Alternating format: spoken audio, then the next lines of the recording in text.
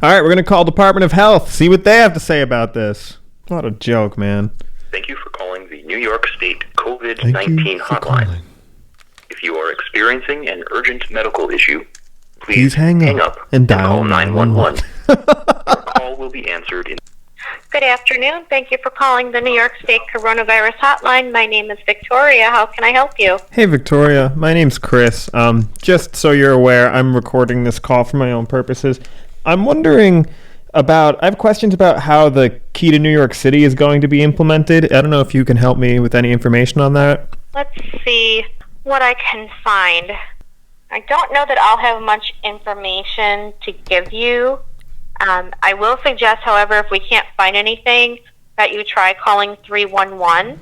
Yeah, I tried them twice, and it couldn't really give me something specific. I have fact sheets online about how it's going to be implemented, and I have one specific question. Yeah, I just have a concern, and I'm wondering if this is going to potentially change. Well, let's see what it is, because I might be able to look up something on the topic. What is your specific concern? Sure. So I'm concerned about medical exemptions for anyone with a disability, anyone who can't get vaccinated due to being immunosuppressed or anything like that. So your question is then about exemptions. Yeah. So if you go to that page, there's a question that says, if I'm a customer and I cannot show proof of vaccination because of a disability, what should I do? And it basically...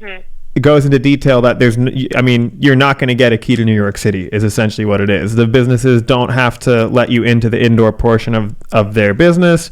They don't, there's no paperwork for these people. There's no sort of way for them to access businesses that they use to access. And it says basically the only thing they have to do is the business has to engage with you in a cooperative dialogue or a good faith discussion about your needs and potential accommodations. The business does not have to allow you to enter the indoor portion of its premises for anything beyond a quick and limited purpose. And then above that, it says, in a different section, it says quick and limited purpose is, for example, to use the bathroom or place a food order. So essentially, once you put this into practice, you'd essentially be segregating anyone disabled and unable to be vaccinated to outside, and if they're immune suppressed, and you implement that during the winter time, it's definitely kind of crazy in my opinion. So I'm just wondering if you know of any plans for this to change, if there's going to be any sort of documented medical exemptions that will give someone a key to New York City. Yeah, I don't, but I actually have had other callers with a similar concern to yours, and I have directed them to contact Governor Hochul's office. Okay. Because they're working with the mayor of New York City on these things. I can give you the web page to send her a message. I can also give you the phone number for her office. Now, I have called her office because I've had people actually call our hotline, about vaccine mandates, and again, that's something that they have to take up with the governor's office. That's not something I'm not even employed by the state.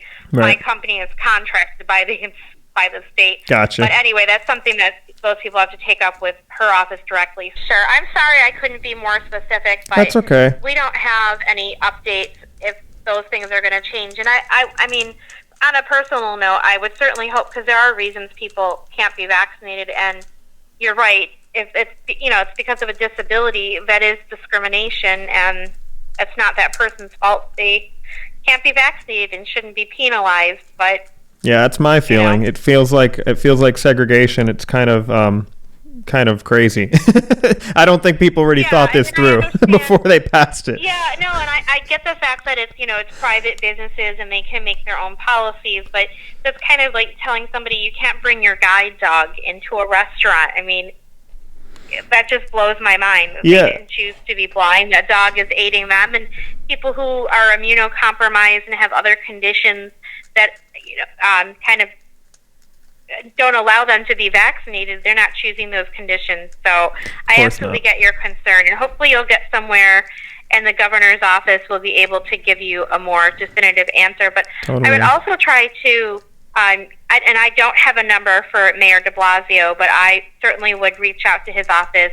I'm sure you can Google it and find either Yeah, I'll give that an a email go. or a contact. But I would definitely reach out to DeBlasio's office as well. Totally. Yeah, I'll give that a go. Thank you so much. And on your note about, if it's a private business making their own rules, I mean, that would be one thing, but this is coming from the state directly, and 311 is even asking for tips on people who are not complying with this. So this is state sanctioned segregation. It's not like one business choosing to discriminate. This is from top down, and any business who now doesn't segregate disabled people, relegate them to outside who can't be vaccinated, they're going to be penalized and fined. Yeah. And unfortunately, it's only happening. I'm in area, Right. So this is not happening where I am. There are some businesses that are requiring proof of vaccination. Like if you want to go to a Bills game, you have to either have a negative test or proof of vaccine. But nobody, at this point, we're not being denied going into restaurants if we're not vaccinated. Right. But if you're not vaccinated, there is another option, such as the proof of testing. But so right now, this is only affecting New York City. But as I said, I would definitely, if I were you, reach out to DeBlasio's office and to Governor Hochul's office. But I do wish you luck. I hope you can get some resolve from this, because there shouldn't be discrimination and or segregation against people who have no other choice. Yeah, seriously, thank you. I agree with that.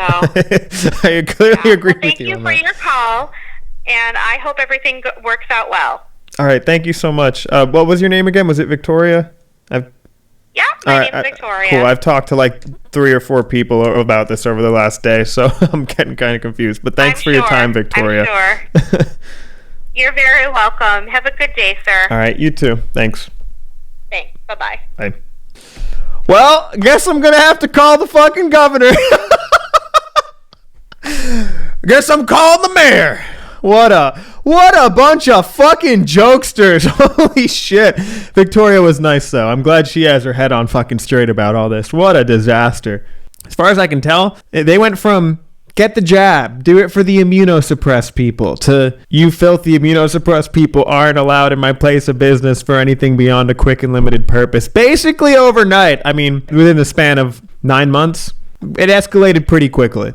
And it's concerning to me.